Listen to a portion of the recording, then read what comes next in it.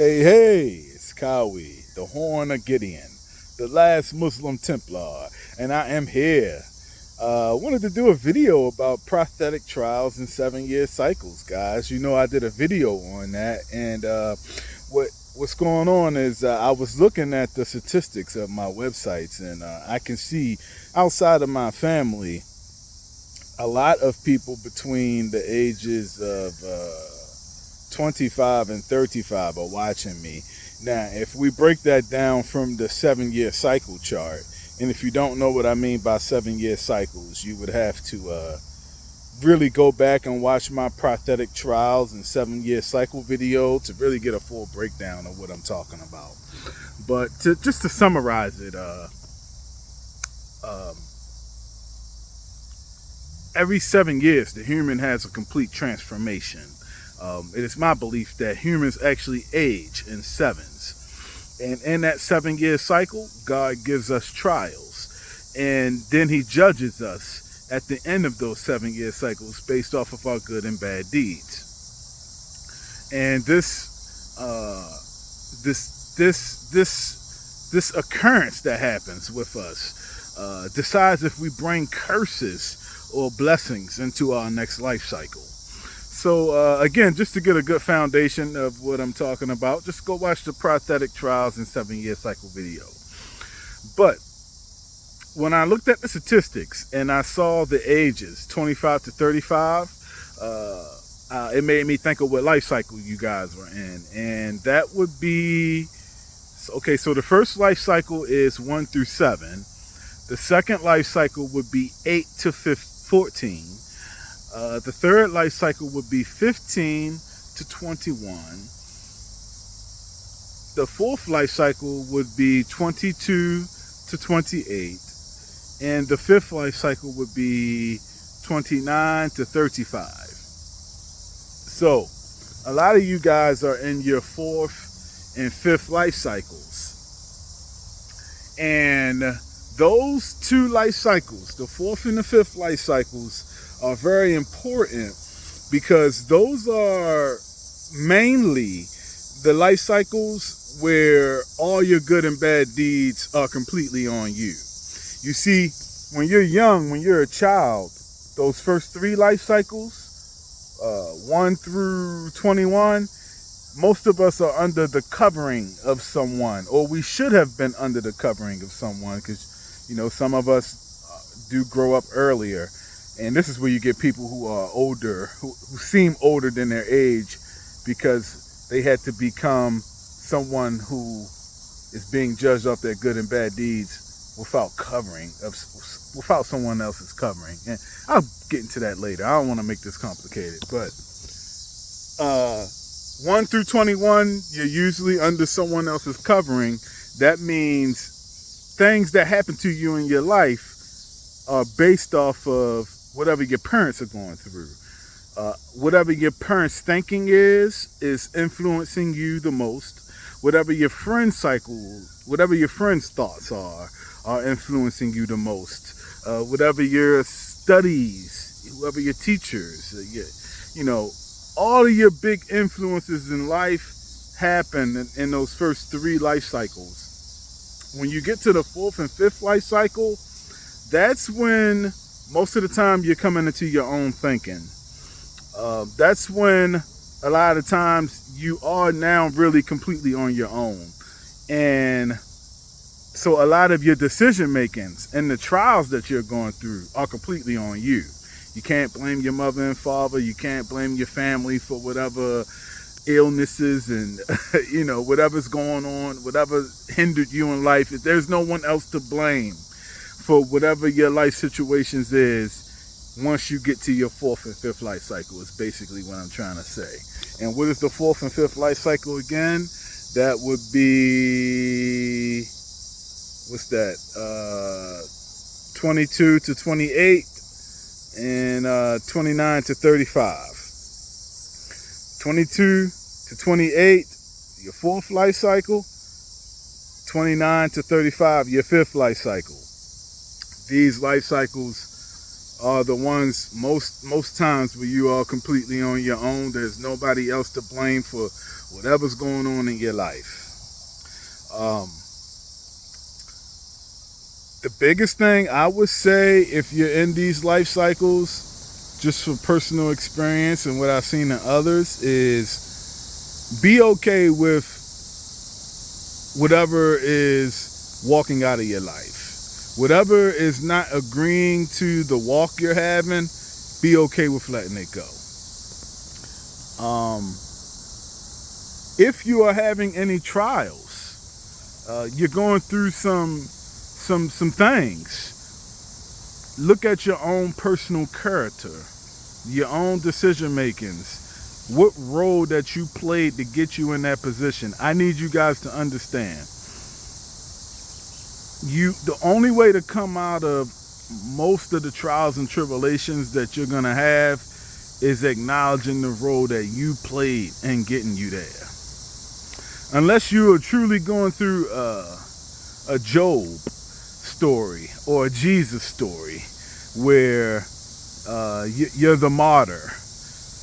And, a lot of us want to believe that we're having a Job trial and a Jesus trial where we're just the martyr, and it's a lie. A lot of us are lying when we say that. A lot of us are playing a role in whatever's happening in our lives, or we've chosen something that's playing a role in what's happening in our lives. And that's the most important thing that I can say to you guys about that fourth and fifth life cycle. Look within for what you are choosing, what choices you've made, and always try to see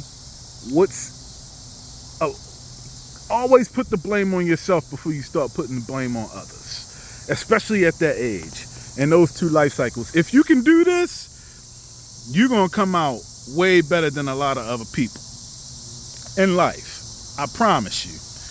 And also, those two life cycles are the best life cycles to be forcefully looking for new influences that's going to help you with higher consciousness, higher education, higher financial gain, more trades, or doubling down on the trades that you already have. That fourth and fifth life cycle are very important when it comes to those kind of things. The more you can accomplish within that fourth and fifth life cycle with self-reflection, with playing a role in the modification of your life. Because when you, from 1 to 21, those first three life cycles, you're being modified by your parents, you're being modified by your friends, you're being modified by the schools that you went to, and just a lot of things, the music that you listen to. It's just a lot of, you're being modified by a lot of things that you didn't have a choice on being influences in your life, if you get what I'm saying. When you get to that fourth and fifth life cycle, you are the author of what's modifying your mind, what's modifying your life. Not your parents, not your friends, and not whatever else you're listening to just subconsciously. You choose what is going in here and how you perceive things. And the better that you can self-reflect without projecting outwardly, not to say that some things outside of you don't need to be looked at, because yes, you need to be looking at your friends and family. You need to be looking at the people who are playing mentor roles in your life and deciding if they should be there or if they shouldn't. But in the end of the day, everything boils down to you and what role you play in everything. And if you can modify yourself for personal success, whatever that means for you, whether it's and I'm gonna honestly say, just from a spiritual point of view, studying the prophets and As you guys know, I'm a Muslim Templar, so I believe in all three books of Abraham. So I'm not going to sit here and tell you what way, although I do say that everybody should write a scroll. I think a scroll is very important, and I'm doing classes on scrolls, and I got the whole list up of how your scroll should be written down, and but studying the prophets, just outside of how you studying the prophets alone will help you out of a lot of stuff in life. So I would say make studying the prophets something that becomes a habit in your life. And that's just outside of you chasing whatever financial goals you have in life. Don't make money what you chase. Chase technique. Chase trades. How do the trades and the things that you like or have interest in connect with each other? Do they have connectivity? Are the things you're interested in, can they be connected to become a system that's just you? Or are the things you into too far away from each other? You know, you get what I'm saying? If they are too far away from each other, you're going to have to make a choice on what your focus goes on. But if you can connect your interests, I say that's the best way to go, is when you have that connectivity and interest. What else we got, guys? That fourth and fifth life cycle is important. Connectivity of interest is important. Trades skills over the money, because the money gonna come. Study the prophets. Keep God center. Everything else will fall in place. What else, guys? Trying to think of whatever else I can give you. Any jewels I can dig out of my head.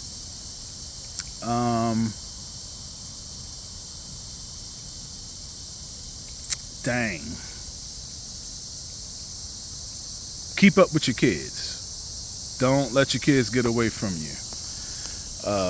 A lot of times we can do that when we're chasing our personal ambitions. We can let our kids get away from us, but keep that relationship. Even if it's just one thing a week you do with your kid, have rituals with your kids. Things your kids can remember you for. Even if it's just one thing that y'all just do, that your kid will always remember. I did that with my dad. I did that with my mom. Have a ritual.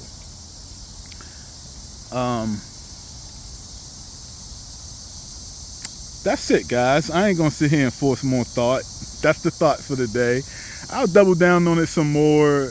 Just talking about the life cycles and, busting down the way of thinking we got going on over here with scroll writing and 7-year life cycles, and we'll get into it. Maybe I'll start doing some lives too. And something ran up my neck, try to bite me, try to get me good. Yeah, but that's it, guys. You guys that are in your 4th and 5th life cycles, I'm gonna do a prayer for you guys tonight. Just know that whatever you're going through, you're going to make it out of it. Just keep having faith in yourself, keep having faith in God, and think about your journey. Think about what you're learning, trade-wise, not just money-wise. Don't just chase money, guys, because money can go away. Money is like water, literally. It's like water. It's like the ocean. It just flows and it goes. Trades, knowledge, how you can connect the things that interest you in life is the most important thing that you can do in that 4th and 5th life cycle. And if you can start doing it earlier, which, I think a lot of people try to, a lot of people, especially college educated people, they tried, some of them get it earlier than others, and they figure out the connectivities. But I've had mentors that are principals, And they they were in their 40s and 50s when I met them. This is back when I was in my 20s. And they were already in their 40s. And they had just started figuring out their connectivities with their interests and trades at 40. So don't feel like you got to have it all figured out in your early stages and your early life cycles. You don't. But you do need to be working on it because it ain't just going to fall out the sky. You know what I mean? It's not just going to fall. And if the biggest thing I could say is, and you know, not everybody's the same. I'm not going to sit here and say everybody's the same, but most people, whatever you're supposed to be doing in life, God already showed you an interest in that world in your past life cycles. You know what I mean? Like me, I wanted to do massage therapy in my early 20s. I even went to school for massage therapy, but I dropped out because I was chasing money. And I started getting into contracts with Comcast, and I soared high with Comcast. I became a big manager up at Comcast. So I'm not mad at the way I went. But when I look at it from a trade versus cash exchange point of view, I wish I would have doubled down on my trades, because now I'm still headed into the direction of a healer. I just have more in my arsenal now than just wanting to do massage therapy. So I'm saying that to say that a lot of times, whatever it was that you were meant to do, whatever the road is that you were meant to go on, you were already kind of being shown that road in your past. If you ever feel lost, look at what you were interested in the past and really decide, did I really want to do that, or was that just something I wanted to do at the moment? Or is that thing still in me? And like for me, massage therapy isn't exactly in me to want to go back to school to do, but having my own massage parlor is something that's in me. So look at what your past interests were if you ever feel lost, and try to summarize it. Like for me, I summarize, I like healing things. I like things that have to do with wellness. I like things that have to do with mental healing, physical healing. That's my world. You know, that's my connectivity. Connectivity, guys. That's how you win in life. It's not about the money. The money gonna come. The connectivity, the trades, the right mentors, the right friends, that's what matters. And your 4th and 5th life cycles are when a lot of that stuff really start to kick in life. And that's all I got, guys. I ain't gonna keep talking just to talk. But check out Prophetic Trials in 7-year cycles. Again, I'll bust it down for you. It is my belief, again, humans age every 7 years. We do a complete transformation. And based on your good or bad deeds, blessings or curses will follow you into your next life cycle. Your first life cycle is 1 through 7. Second life cycle, 8 through 14. Third life cycle, 15 through 21. Fourth life cycle, 22 to 28. Fifth life cycle, 29 to 35. And so on and so on. All right, guys. Check out that video, Prophetic Trials in 7-year cycles. I'm getting out of here. I'm going to go finish my little jog, half run. I'm not in my truck, guys. I'm home. I'm just relaxing. I'm enjoying myself. I'm enjoying the woods. Getting some much needed rest. All right. Later. Peace be with you. See you later.